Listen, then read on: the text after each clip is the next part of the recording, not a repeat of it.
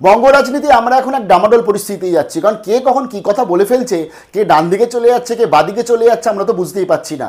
কখনো কখনো মনে হচ্ছে বিরোধী দলনেতা বা বিরোধীরা যেটা বলছে সেটা ঠিক, কখনো আবার মনে হচ্ছে যে না, যারা আজকে রয়েছে চেয়ারে তারাই যেটা বলছে সেটা ঠিক। কারণ আমরা সাধারণ মানুষরা কিন্তু অনেক সময় অনেক কিছু শুনে কিন্তু কনফিউজড হয়ে যাচ্ছি।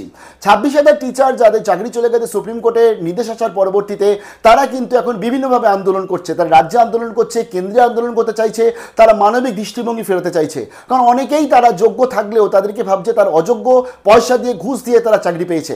তাহলে সেই সমস্ত চাকরিহারা, বিশেষ করে যারা যোগ্য ছিল এবং যারা আজকে প্রপারলি পাস করেছে, যারা পরীক্ষা দিয়েছিল, তারা কিন্তু সব থেকে বেশি আতান্তরে পড়েছে। যোগ্য অযোগ্যকে এর জন্য ঠিক করবে কে?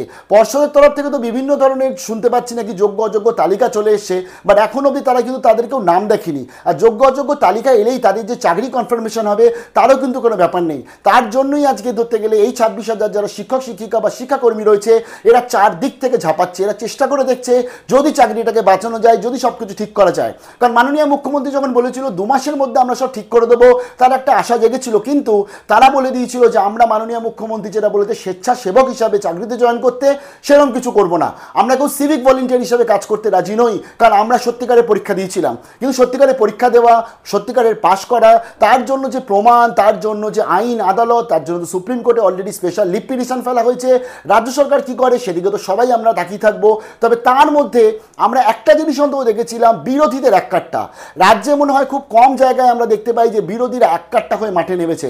এই 26,000 চাকরি চলে যাওয়ার পরবর্তীতে আমরা দেখেছি ডান বাম সবাই মিলে একসাথে বিরোধীরা কিন্তু মাঠে নেমেছিল এবং তারা সবাই জানিয়েছিল যে যাদের চাকরি চলে গেছে তাদের পাশে আমরা সবাই আছি।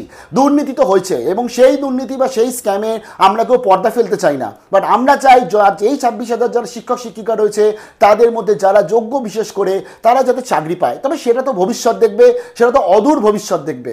এবং আমরা দেখেছি আমাদের রাজ্যে বিরোধী দলনেতা তিনি জানিয়েও দিয়েছিলেন যদি সরকার আসে, বিজেপি সরকার আসে ক্ষমতায়, তাহলে 1 মাসের মধ্যে এদেরকে চাকরি দিয়ে দেওয়া হবে। এবং তিনি কিন্তু পথেও নেমেছিলেন, বিভিন্ন আন্দোলন করছিলেন।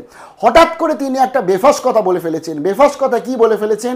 যারা আজকে চাকরি চলে গেছে, 26,000 যে শিক্ষক শিক্ষাকর্মী বা শিক্ষিকা রয়েছেন, তাদের মধ্যে কিছু অংশ মানুষ, অর্থাৎ 80 জন, মাত্র 26,000-এর মধ্যে 80 জন, তারা কিন্তু দিল্লিতে যাবার প্ল্যান করছে এবং তারা দিল্লির জন্য রওনাও দিয়েছে। তারা চাইছে যে শুধুমাত্র এটা রাজ্যের স্তরে এই আন্দোলনকে বজায় না রেখে এটাকে রাজ্য কেন্দ্র দুটো স্তরে আন্দোলনটাকে বজায় রাখতে হবে, যাতে মানবিক দৃষ্টিভঙ্গি সুপ্রিম কোর্টও থেকে শুরু করে রাজ্য সরকার বা কেন্দ্র সরকার সবার মধ্যে আসে। কারণ মানবিক দৃষ্টিভঙ্গিটা আসা এবং রাজ্যের এই সমাজের বিশেষ করে আন্দোলনের মাধ্যমে আমরা দেখেছি কিন্তু অনেক জয় পেতে। তাই সেই 80 জন শিক্ষক শিক্ষিকা তারা কিন্তু আজকে দিল্লির পথে যাচ্ছে এবং তারা আজকে চেষ্টা করছে যে সেখানেও সবার মাঝখানে তারা তাদের যে বক্তব্য সেটাকে তুলে ধরবে। কিন্তু বিরোধী দলনেতা তো এটাকে অন্যভাবে দেখছে। বিরোধী দলনেতা তিনি জানাচ্ছেন যেটা হচ্ছে একটা নাটক। বিরোধী দলনেতার বক্তব্য অনুযায়ী যে এই সমস্ত নাটক এবং এটা হচ্ছে তৃণমূলের দালালি এবং তৃণমূলের দালাল তারাই গেছে আজকের হচ্ছে দিল্লিতে যাচ্ছে।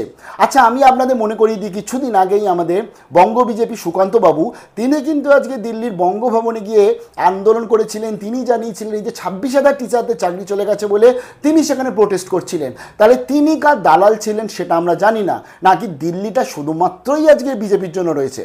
আজকের মনে হয় যে বিরোধী দলনেতা এই পুরো জিনিসটাকে নাটকবাজি বলে দিল এবং সেই নাটকবাজিতেই তিনি কিন্তু আজকের এটাতে ফুল স্টপ দেয়নি। তার পরবর্তী তিনি বলেছেন দিল্লি পুলিশ আছে, তো দিল্লি পুলিশের কাছে 8 ফিটের লাঠি আছে। 8 ফিটের লাঠি আছে মানে হচ্ছে আপনি যদি আজকে ডান্ডা দিয়ে ভয় দেখানোর চেষ্টা করেন, বিশেষ করে কোনো আন্দোলনকে, আপনি জানবেন, আপনি নিজেও মনে হয় আন্দোলন থেকে উঠেছেন, আন্দোলন কিন্তু কোনোদিন থামে না। আজকে রাজ্য সরকারের পুলিশ যখন কিল ঘুষি লাথি মেরেছিল শিক্ষক শিক্ষিকাদের, তার পরবর্তী রাজ্য সরকারে কিন্তু মুখটাই পুড়েছিল। রাজ্য সরকার কিন্তু গর্বের মাধ্যমে আসেনি। তাই আজকের আপনার দিল্লি সরকার যদি বা দিল্লির রাজপথে যদি আজকে কোনোভাবে এই শিক্ষকদের ওপর নিগ্রহ করা হয়, যদি তারা পিসফুল প্রোটেস্ট করে তারপরেও নিগ্রহ করা হয়, আপনাদেরই কিন্তু মুখ পুড়বে। তাই মাঝে মাঝে কিছু বেফাস কথাবার্তা এমন চলে আসে, সেই কথাবার্তাতে আমরা আশ্চর্য হয়ে পড়ি। আমরা বুঝতে পারি না যে ভবিষ্যতে তাহলে রাজনৈতিক দল বা রাজনৈতিক নেতা বা রাজনৈতিক নেত্রী হিসাবে যাকে দেখছি ভুল দেখছি না তো, বর্তমানকে যাকে দেখছি সেটা তো আমরা বুঝেই যাচ্ছি কি দেখছি, এবার ভবিষ্যতে কি দেখছি সেটা কোনো ভুল দেখছি না তো। কি হবে তাহলে যদি বর্তমান ভবিষ্যৎই যদি এক হয়ে যায়, বর্তমান আর ভবিষ্যৎ যদি এরকম হয়ে যায়, তাহলে ভবিষ্যৎ সত্যি অন্ধকার পশ্চিমবঙ্গে। কি মনে হয় কমেন্ট সেকশনে জানাবেন। ভালো থাকবেন।